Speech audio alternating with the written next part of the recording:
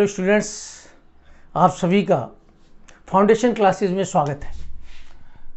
इसमें हम लोग 11th के टॉपिक लेकर के चल रहे हैं। फाउंडेशन क्लासेस में सबसे पहले 11th क्लास केमिस्ट्री का ही है।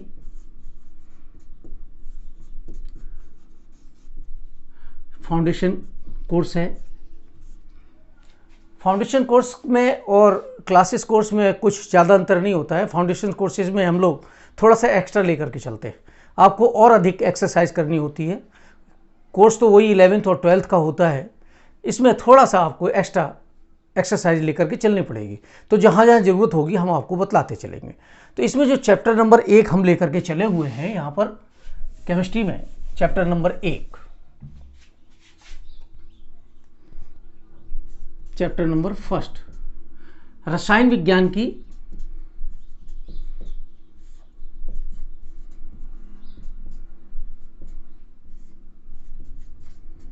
मूलभूत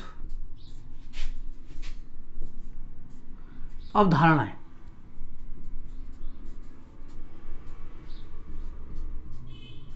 देखो बच्चों, आपकी शुरुआत है।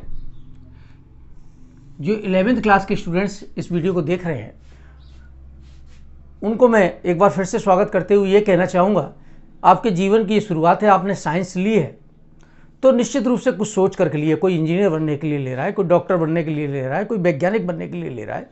तो ये साइंस आपने बहुत अच्छा निर्णय लिया है। साइंस लेकर के जीवन के लिए आवश्यक भी है। तो आप जब भी पढ़ें पूरी वीडियो देखें, तैयारी करें, लिखें, साथ साथ कॉन्सेप्ट आप क्लियर करें और हो सके तो बुक की भी हेल्प लें, क्योंकि बुक भी अपने आप में पूर्ण होती है। तो याद रखना, रसायन विज्ञान की मूलभूत अवधारणाएं चैप्टर नंबर हमने 1 स्टार्ट कर रहे हैं। तो यहाँ पर जो सबसे पहला जो शब्द आता है वो शब्द है रसायन। रसायन है क्या? मैं लिखता हूं, एक पदार्थ से, 10th क्लास में आपने पढ़ा था इसको, एक पदार्थ से दूसरे पदार्थ में बदलना। पदार्थ में बदलना। अब ये बदलना एक पदार्थ से दूसरे पदार्थ में कैसे बदलेगा? रासायनिक परिवर्तन के द्वारा बदलना।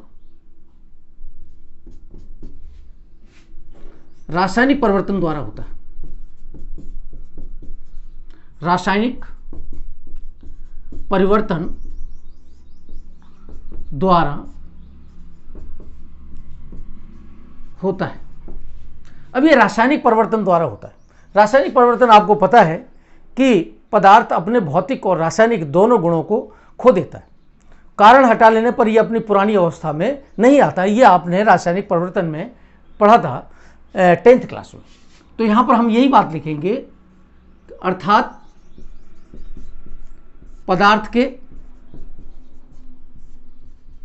भौतिक एवं रासायनिक गुणों में परिवर्तन हो जाता है। अब भौतिक और रासायनिक गुणों में परिवर्तन हो गया, इसको हम लोगों ने क्या कह दिया? रसायन कह दिया। तो एक थे एंटोनी लेवोशियर। एंटोनी, वैज्ञानिक का नाम है एंटोनी लेवोशियर। लेवोशियर, तो ये एक वैज्ञानिक थे एंटोनी लेवोशियर। इनको कहा गया फादर ऑफ केमिस्ट्री। नोट कर लीजिए इसको, फादर ऑफ केमिस्ट्री इसको कहा गया। क्या कहा गया? Father of chemistry. यदि आपसे कोई पूछ दे कंपटीशन में कि फादर ऑफ केमिस्ट्री कौन है, तो एंटोनी लेवोशियर को मुख्य रूप से माना गया। वैसे 2-3 नाम और भी हैं, मैं आपकी जानकारी के लिए बतलाऊं, लेकिन यहां पर जो मुख्य रूप से माना गया है, हम लोग जो मानते हैं वो है एंटोनी लेवोशियर। इसको इंग्लिश में ही नाम याद करना, क्योंकि हिंदी में थोड़ा सा ट्रांसलेट करने से नाम में परिवर्तन आता है। तो ये कौन सा हो गया? रसायन। तो अब इन सब का अध्ययन किसके अंतर्गत करते हैं? रसायन विज्ञान के अंतर्गत करते हैं। तो ये आप नोट कर लिया होगा। आगे लिखते हैं हम इसमें, इनका अध्ययन किसके अंतर्गत करेंगे? रसायन विज्ञान के अंतर्गत। इसका अध्ययन रसायन विज्ञान के अंतर्गत करते हैं।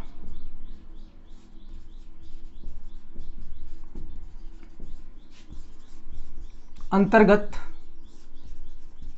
करते हैं। एक चीज ये हो गई क्लियर आपके। अब यहां पर एक शब्द आया बार बार, पदार्थ। एक पदार्थ से दूसरे पदार्थ, पदार्थ क्या है? पदार्थ या तत्व क्या है? बात करते हैं इसकी। पदार्थ और तत्व की बात करते हैं। देखिए, जिसमें द्रव्यमान हो, आयतन हो, द्रव्यमान और आयतन जानते हो, ये दोनों चीजें उपस्थित हो, उसको हम लोग क्या कह देते हैं? पदार्थ कह देते हैं। तो अवस्था के आधार पर तो हम लोग कह देते थे ठोस, द्रव और गैस। वैसे पदार्थ जो है ना, दो तरीके का है। ये आपने पिछली क्लासों में बहुत अच्छी तरीके से पढ़ा है। चूंकि हम लोग फाउंडेशन की बात कर रहे हैं, इसलिए थोड़ा सा हम रिपीट करके चल रहे हैं। एक तो है मिश्रण, एक तो है मिश्रण। मिश्रण आप लोगों को बहुत अच्छी तरीके से पता है। कितने प्रकार का होता था? दो प्रकार का होता था। एक होता था समांगी और दूसरा होता था विषमांगी। समांगी मिश्रण और एक होता था विषमांगी मिश्रण।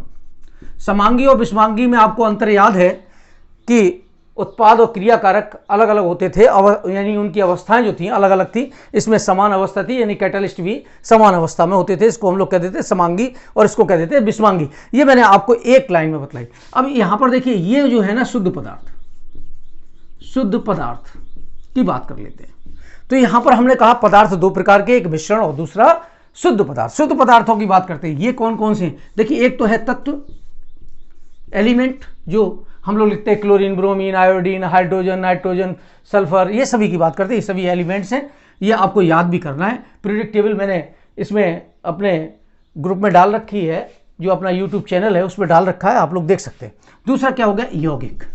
ये सामान्य सी बात थी, ये आपने पीछे पढ़ा हुआ है। चूंकि आपका जनरल स्टार्ट कर रहे हैं, इसलिए सभी चीज बतलाना जरूरी है। अब आ जाइए रसायन विज्ञान के महत्व। रसायन विज्ञान के महत्व।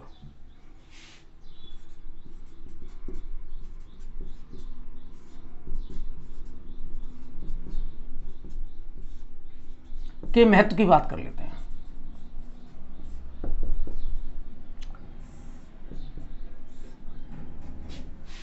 आप सुबह मॉर्निंग में जगिए, सबसे पहले क्या करोगे? हाथ धोगे, फ्रेश होने जाओगे, डिटॉल से हाथ धोगे। आपको पता है ना, डिटॉल जो आपका हैंड वॉश आता है।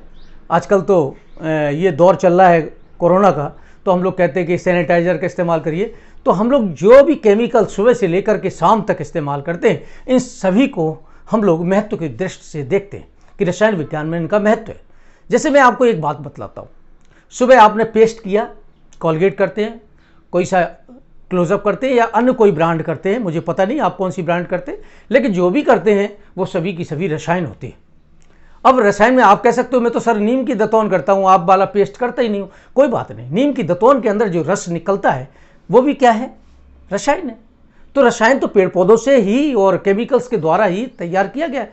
तो यहां पर हम लोग रसायन की बात करते हैं। सुबह सुबह गुड मॉर्निंग, हाथ धोया, साबुन, रसायन है।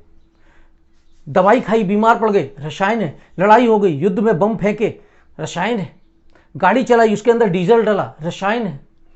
चिकित्सा के क्षेत्र में कोबाल्ट वगैरह का, जैसे कैंसर वगैरह रोग हो जाते हैं, उसके लिए हम लोग इस्तेमाल करते हैं, रसायन है। पेड़ पौधों के बारे में जानकारी करनी है तो इसके बारे में भी हम लोग जब जानकारी प्राप्त करते वो रसायन के द्वारा ही करते। ये सभी चीज़ें रसायन के महत्व की बात करते हैं। तो यहाँ पर हम लोग सबसे पहला पॉइंट लेते हैं। याद रखना, आप लिखोगे कैसे? रसायन विज्ञान के महत्व में लिखोगे। दैनिक जीवन में सुबह से लेकर के शाम तक अनेक रसायन हम लोग प्रयोग करते हैं। तो इसका एग्जाम्पल के तौर पर जैसे मैं पहला लिख दे रहा हूँ, चिकित्सा का क्षेत्र में, चिकित्सा के क्षेत्र में थोड़ी सी आपको स्पीड पकड़नी पड़ेगी, क्योंकि कोर्स बड़ा होता है, फाउंडेशन का कोर्स हैवी है, और मेरी इच्छा है कि आप लोग बहुत मेहनत करें और सफलता को प्राप्त करें। चिकित्सा के क्षेत्र में सिरदर्द है, एनाल्जेसिक दवा लोगे। सिरदर्द के लिए कौन सी दवा लोगे? एनाल्जेसिक दवा लोगे। पेट में गैस है, गैस्ट्रिक की दवा लोगे। कैंसर है, रेडियम और कोबाल्ट से सिकाई कराओगे, शेक वगैरह जैसे गले में कैंसर हो जाता है, कहीं और आवर्द आवर्द कहते हैं, एक ग्रंथि टाइप की हो जाती है, जिस ग्रंथि को आप देखेंगे तो बढ़ती चली जाती है, उसका कोई निदान नहीं होता है, 1 to 1 उसका जो है क्लीवेज होता चला जाता है और बहुत ज़्यादा बैक्टीरिया पनप जाते हैं, नशे जैसी फैल जाते हैं पूरे शरीर में और कैंसर के कारण व्यक्ति की मृत्यु तक हो जाती है। तो वहाँ पर हम लोग लेते हैं रेडियम और कोबाल्ट। तो चिकित्सा के क्षेत्र में आप लोग क्या लिखेंगे, देखिए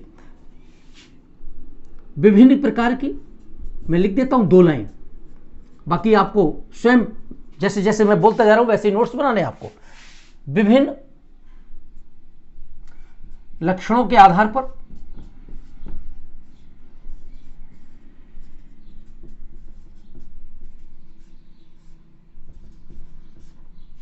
रसायन, रसायन का मतलब क्या हो गया, मेडिसिन, दवा दी जाती है। अर्थात जब बीमार पड़ते हैं, मैंने लिखा जैसे दर्द के लिए कौन सी देते हो, दर्द निवारक,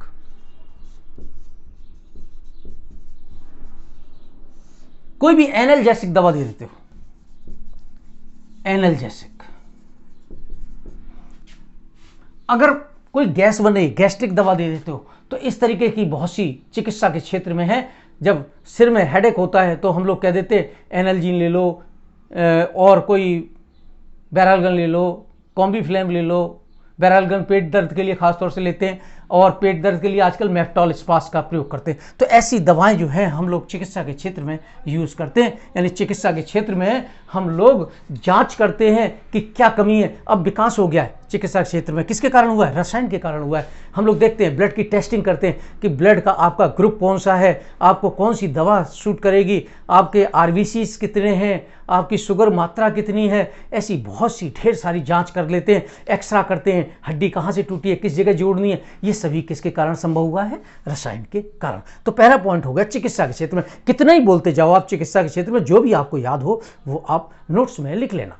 तो जरूरी नहीं कि जो बुक में है वही हो, सेम टू सेम रटने की जरूरत नहीं है। फाउंडेशन का मतलब है आपका अपना खुद का विकास। दूसरी नंबर बात आती है, देखिए पहला तो हो गया चिकित्सा, आपको ये बात याद हो गई ना। दूसरा नंबर औद्योगिक क्षेत्र ले लेते हैं। चलिए औद्योगिक क्षेत्र में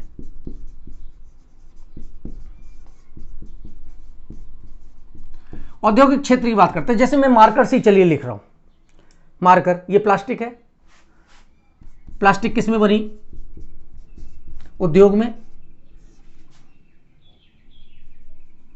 प्लास्टिक कहां पर बनी, उद्योग में बनी। एक बार इसके अंदर इंक पड़ी है, उद्योग में बनी। डस्टर है, डस्टर के ऊपर ये देखिए फॉर्म वगैरह लगी हुई, उद्योग में बनी हुई। टी शर्ट है, कपड़े पहन रखे, उद्योग में बने हुए। ये देखिए हमने फोन लगा रखा है, ये फोन लगा रखा है, माइक्रोफोन है। माइक्रोफोन कहाँ से है, उद्योग से। आपका ये सामने कैमरा रखा हुआ है, ये कैमरा जो आपको वीडियो प्रोवाइड करा रहा है, ये भी किससे है, इसी से है। इसी तरीके से कुछ कॉपी किताबें आसपास पड़ी हुई हैं, तो कॉपी किताबों को भी, अब दूर है नहीं तो मैं आपको कॉपी किताब दिखला देता। कॉपी किताब तो आपने बहुत सी देखी हुई हैं। तो ये कॉपी किताबें भी वगैरह किस में बेटे बनती हैं, कॉपी किताबें भी उद्योग में बनती है। तो उद्योग में बहुत से आइटम्स हैं घर के अंदर। आप चाहे ब्रीफ केस ले लो, अटैची ले लो, डब्बे ले लो, बॉक्स ले लो, हैं, कॉपी किताब ले लो, बैग्स ले लो, कपड़े ले लो, शूज़ ले लो, कुछ भी ले लो, सभी के सभी औद्योगिक क्षेत्र में बनते हैं। ये बात एक क्लियर हो गई। तीसरा नंबर, बोलो भाई याद हो गई ना। तीसरा नंबर हम लोग कह सकते हैं कृषि के क्षेत्र में। तो कृषि के क्षेत्र में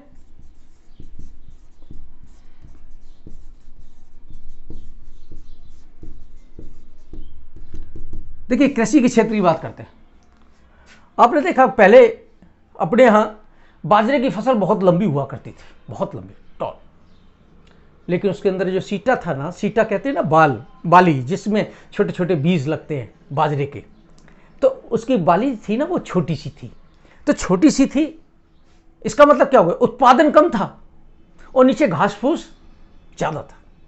क्या किया गया, संकरित बीज, संकरित का मतलब है हाइब्रिड, एक दूसरे के जो कहना चाहिए परागों को आपस में, जैसे मेंडल के नियम वगैरह में आपने बायोलॉजी में पढ़ा हुआ है, एक दूसरे को संकरित किया। संकरित करने के पश्चात F1 और F2 पीढ़ी के पश्चात जो हमें फसल प्राप्त हुई, वो फसल जो थी संकरित थी। और उसमें आप सिट्टे देखो, इतने बड़े बड़े 1-1 फीट के, 2-2 फुट के, और उसके जो कहना चाहिए जो पेड़ पौधा था वो छोटा सा था। तो इसको हम लोग क्या कह देते हैं, संकरित बीज।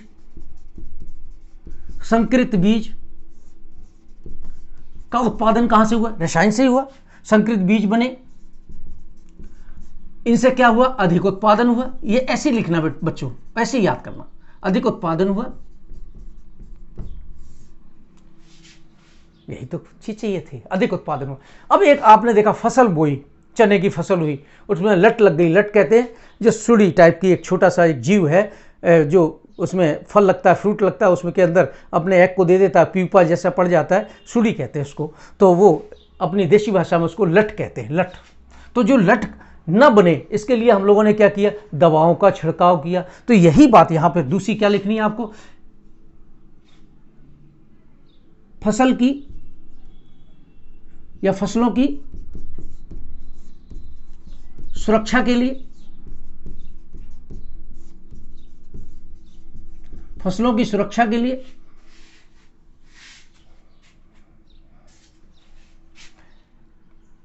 पेस्टिसाइड,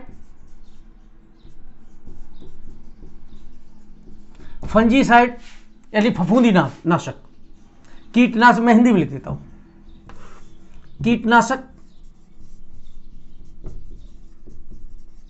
फफूंदी नाशक, फफूंदी नाशक, कृमिनाशक इत्यादि दवाओं का छिड़काव करते हैं और हम लोग इसको फसलों को प्राप्त कर लेते हैं। अब चौथा नंबर हम लोग ले लेते हैं जीव विज्ञान के क्षेत्र में। जीव विज्ञान के क्षेत्र में रसायन का क्या महत्व है, जीव विज्ञान के क्षेत्र में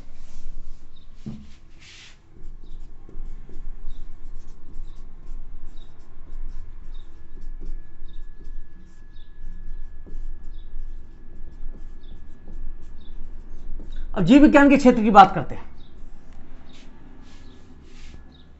पेड़ पौधे आपने देखे, बिल्कुल देखे सर। पेड़ पौधों में जड़ें देखी सर, जड़ तो मिट्टी के अंदर होती है, लेकिन आप कल्पना तो कर सकते हो जड़ें कहां है, मिट्टी के अंदर। तो जड़ों से लेकर के पत्तियों तक, पत्तियों तक भोजन, सॉरी भोजन, भोजन, पानी, ये सभी कैसे पहुंचता है,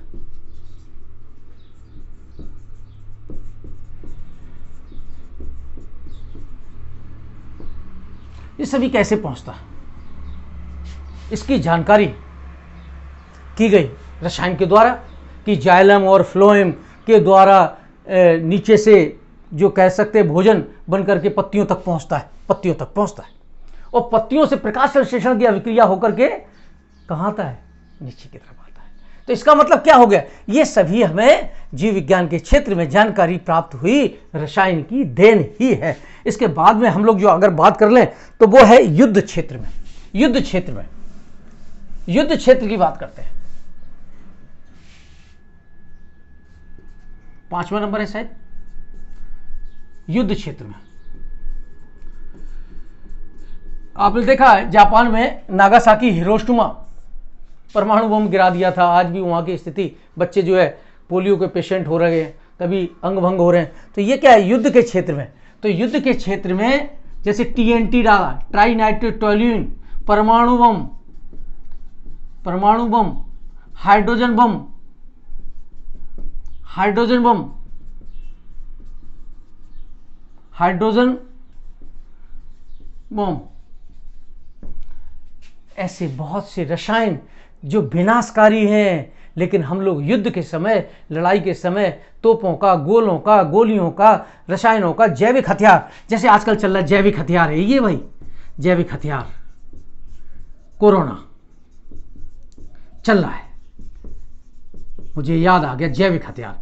ये भी एक ऐसी लड़ाई है, तोप गोले चलाने की जरूरत नहीं, बीमारी फैला दो, मर जाएंगे सबके सब, छूते ही मर जाएंगे, मरते चले जाएंगे, इसका कोई तोड़ नहीं जब तक कि वैक्सीन न बन जाए। इसको हम लोग कहते थे जैविक हथियार। ये सभी के सभी किसके द्वारा देन है, रसायन की देन है, रसायन की देन है।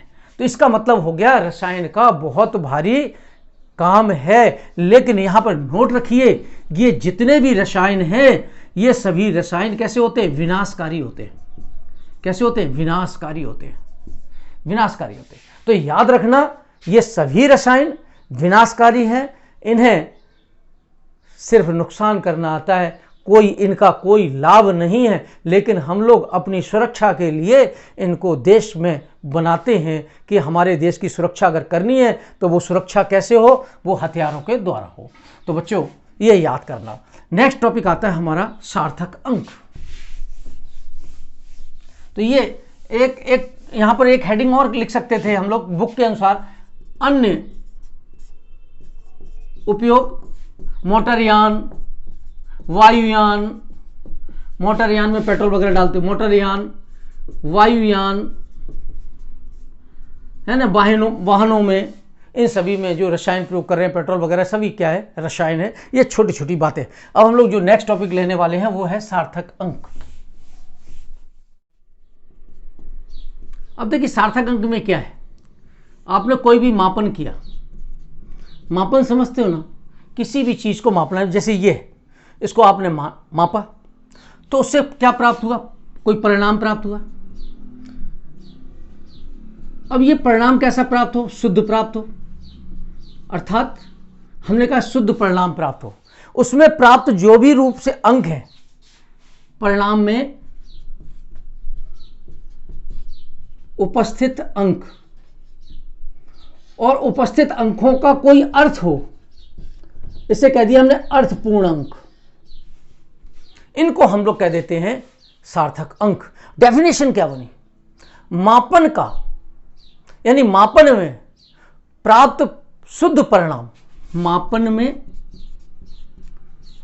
में प्राप्त शुद्ध परिणाम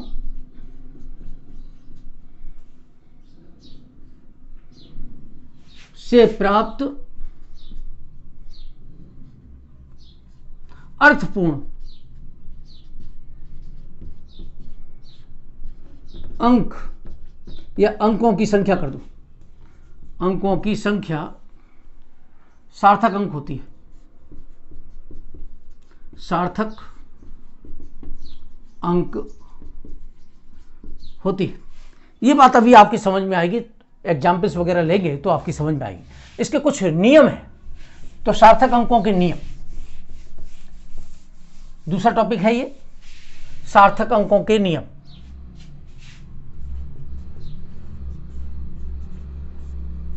अंकों के नियम, सार्थक अंकों के नियम की बात करते तो पहला नंबर क्या है? देखिए मैं आपको याद करा देता हूं। सभी अशून्य अंक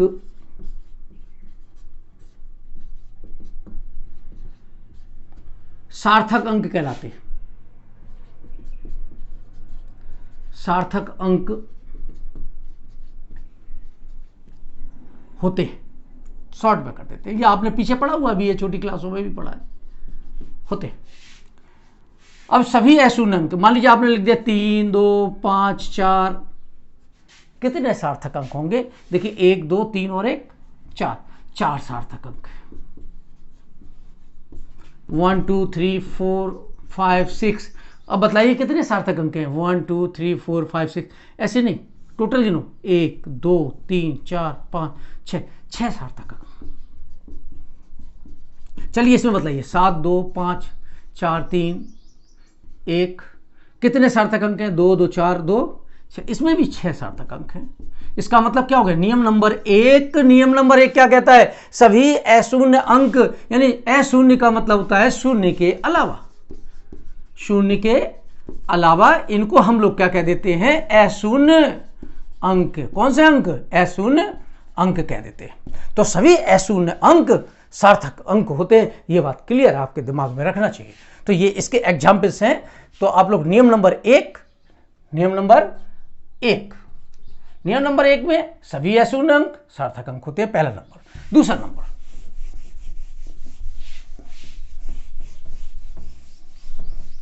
दूसरा नंबर क्या है?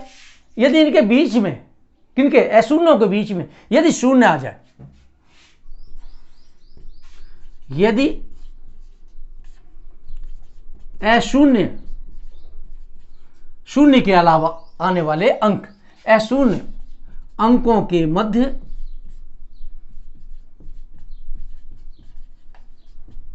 शून्य आ जाता है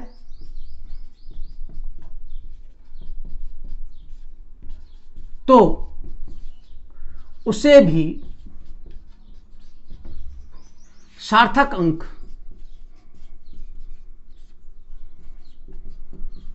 माना जाता है या उसे भी सार्थक अंक कहते हैं।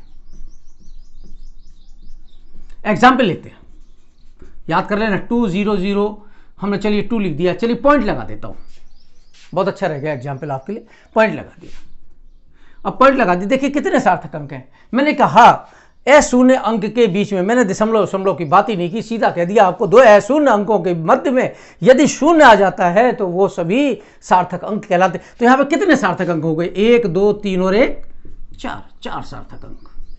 सार्थक अंकों की संख्या जो अपनी कोई बात कह रहे हैं, सार्थक अंक हो गए 4। चलिए इसमें बतलाइए 3 4 5 कितने सार्थक अंक होंगे? देखिए ये वाला भी सार्थक अंक में गिना जाएगा, 1 2 3 4 एंड 5, 5 सार्थक अंक। आपको ऐसे बहुत से अंक याद होंगे, खुद करना, सेल्फ करना, और बुक की भी हेल्प ले सकते हो, ढेर सारे एग्जाम्पल्स खुद भी बना सकते हो। भाई सीधा है, कोई सा भी अंक बना लो, बोले साहब हम तो 5 0 जोड़ेंगे, जोड़ दो भाई, ये सर लिखेंगे, लिखोगे तो लिखोगे भाई, हम लोग क्या कर सकते हैं इसमें, आप दिमाग वाले हो और निश्चित रूप से हमने सिखा दिया, लिखोगे, हमको भी प्रसन्नता होगी कि हाँ बिल्कुल ठीक है। कितने सार्थक अंक हो गए? 1 2 3 4 5 6 7, 7 सार्थक अंक। फिर से एक बार गिन लेते हैं, 1 2 3 4 5 6 7, 7 सार्थक अंक हो गए। तो यहाँ पर सार्थक अंकों की संख्या कितनी लिखेंगे? 7 सार्थक अंक। नियम कितने हो गए? 2 हो गए। बोलो भाई कितने नियम हो गए? 2। तो इसको आप लोग कोई सा भी और एग्जाम्पल्स हो उन सभी को आप कर सकते हो। तीसरा नंबर हम लोग कह सकते हैं, यदि किसी अशून्य अंक से पूर्व, याद रखना बहुत इंपॉर्टेंट बात है, बच्चे कंफ्यूज हो जाते हैं यहां पर। तीसरा, यदि अशून्य अंक से पूर्व शून्य अंक आता है या शून्य आता है तो उसे सार्थक अंक नहीं मानते। क्या कहा हमने? सार्थक अंक नहीं मानते, ये बात याद रखना। नहीं मानते, देखो ये लिख दिया मानते, अंडरलाइन कर दी, कहीं कंफ्यूज ना हो जाओ, मानते हैं। देखिए एग्जाम्पल देखिए, 1 2 3 लिख दिया, कितने सार्थक अंक होंगे? नियम पढ़ो, क्या कह रहा है? अशून्य यानी शून्य के अलावा आने वाले अंक को हम लोग अशून्य कहेंगे। इससे पूर्व शून्य कौन से हैं? इतने ही शून्य, 3 शून्य। क्या ये सार्थक अंक है? बिल्कुल नहीं है। सिर्फ सार्थक अंक कितना होगा? 1 सार्थक अंक, 1 सार्थक अंक। चलिए अब आप ये कह सकते हो सर ऐसे लिखा था, अगर दशमलव लगा हो तो क्या होगा? कोई बात नहीं, इसको ऐसे लिख देते, कोई फर्क नहीं पड़ता। आप इसको भी उठा करके कैसे लिख सकते हो? इसको लिख दोगे 1 सार्थक अंक। क्यों? नियम क्या है? नियम मैंने अभी अभी आपको बताया कि यदि अशून्य अंक से पूर्व चाहे दशमलव लगा हो या ना लगा हो, ये सभी के सभी सार्थक अंक नहीं होते, सिर्फ अशून्य अंक ही सार्थक अंक होते हैं। इनकी संख्या कितनी है? 1। 3 मत लिख देना, 1। कितने अंक हैं? अंक कितने हैं ये बात ध्यान रखना, 1। नहीं तो आपका तो अंक सर 3 का है, 3 का है नहीं, अंक है 1।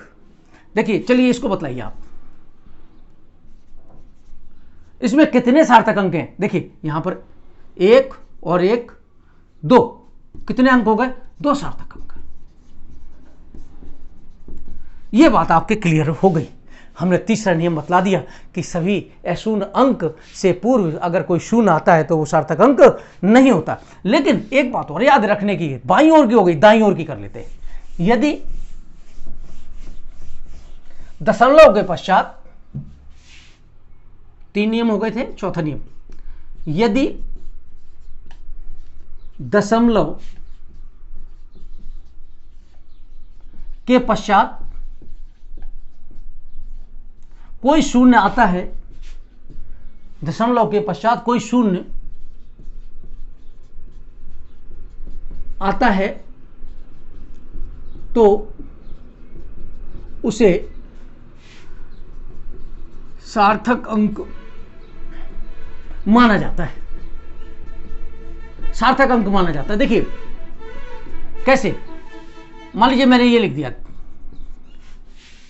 दशमलव के पश्चात यदि कोई जीरो आता है तो निश्चित रूप से आप गिन करके लिख देंगे, क्या लिख देंगे कि यहां पर 3 सार्थक अंक होंगे। कितने होंगे? 3। चलिए इसमें बतलाइए, 4 सार्थक अंक हैं, उतारते जाइएगा हाल के हाल सार्थक अंक हैं।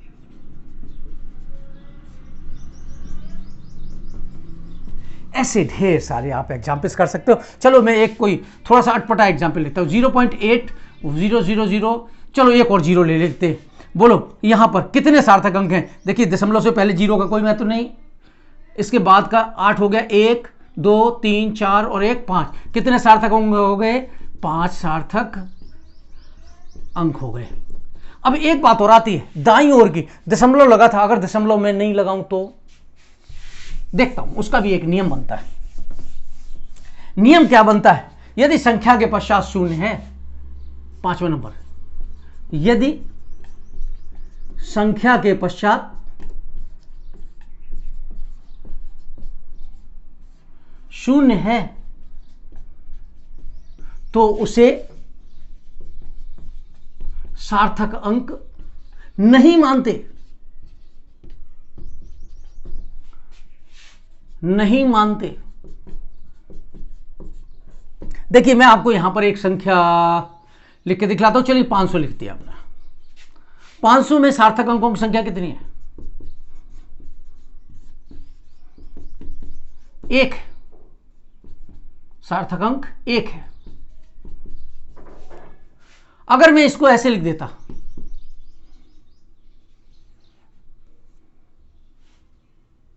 दो जीरो लिख दो, सार्थक अंक की संख्या कितनी हो गई? ये एग्जाम्पल तो ये है, देखिए इस नियम का एग्जाम्पल ये है, ये तो मैं अलग से कुछ एक्स्ट्रा बतला रहा हूं, याद रखना। अगर ऐसे लिखा होता तो सार्थक अंक कितने हो जाते? 3 हो जाते। इस बात को हम लोग समझते हैं। इससे पहले मैं 1-2 एग्जाम्पल और बतला दूं। आपसे पूछता हूं, मैंने लिख दिया 10,000। देखिए 10,000, 1 2 3 4, 10,000। 10,000 का मतलब क्या हो गया? सार्थक अंकों की संख्या गिनिए, 1 2 3 4 5 ना, बिल्कुल नहीं। क्यों? दाईं ओर है, दाईं ओर के शून्य, ओर के शून्य सार्थक अंक नहीं होंगे, यह नियम कह रहा है। नहीं होंगे तो नहीं होंगे तो कितना हो जाएगा? सिर्फ 1, अर्थात 1 सार्थक अंक है, 1 सार्थक अंक। यह बात आपने यहां पर बहुत अच्छी तरीके से पढ़ी।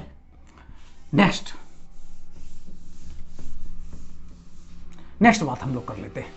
एक हम लोग कहते हैं, चलिए वैज्ञानिक प्रदर्शन कहते हैं, हम लोग कह देते हैं कि वैज्ञानिक तरीके से कैसे लिख सकते हैं, ये बात कह देते हैं। तो वैज्ञानिक विधि भी है, वैज्ञानिक प्रदर्शन कह सकते हो। जैसे आपने, चलिए 500 ही लिखा था, 500 को लिख लेते हैं। 500 में आपने देखा 1 सार्थक अंक है। 500 को अगर हम ऐसे लिख दें, क्या ये सही है? बिल्कुल 100% सही है। अब यहां पर सार्थक अंकों की संख्या कितनी होगी? ध्यान रखना, 1 सार्थक अंक है। अगर मैं इसको ऐसे लिख देता, जीरो क्या है? उसकी पोजीशंस को बतलाता है। कितने सार्थक अंक हो गए? देखिए मैंने कहा था दशमलव के बाद का जीरो, 2 सार्थक अंक हो गए। अगर मैं इसको ऐसे लिख देता तो 3 सार्थक अंक हो जाते हैं। तो बच्चों इस तरीके से हम लोग सार्थक अंक निकाल लेते हैं। ढेर सारे एग्जाम्पल्स हैं बुक में, और इन सबको और आगे देखेंगे, इनके बारे में कभी और चैप्टर्स के बारे में भी देखेंगे। तो बच्चों आप लोग पढ़ते रहो, लगातार पढ़ते रहो, बहुत मेहनत करो, बहुत मेहनत करो। स्टार्टिंग है, स्टार्टिंग में जो रेस में आगे हो जाता है ना, वो हमेशा आगे आगे रहता है। कोई सोचता है हम तो कछुआ हैं, कछुए की चाल चलेंगे। नहीं बेटा, बिल्कुल ज़माना पलट गया है। जो पहले दौड़ेगा, जो एनर्जी अपने में रखेगा, वही जीतेगा।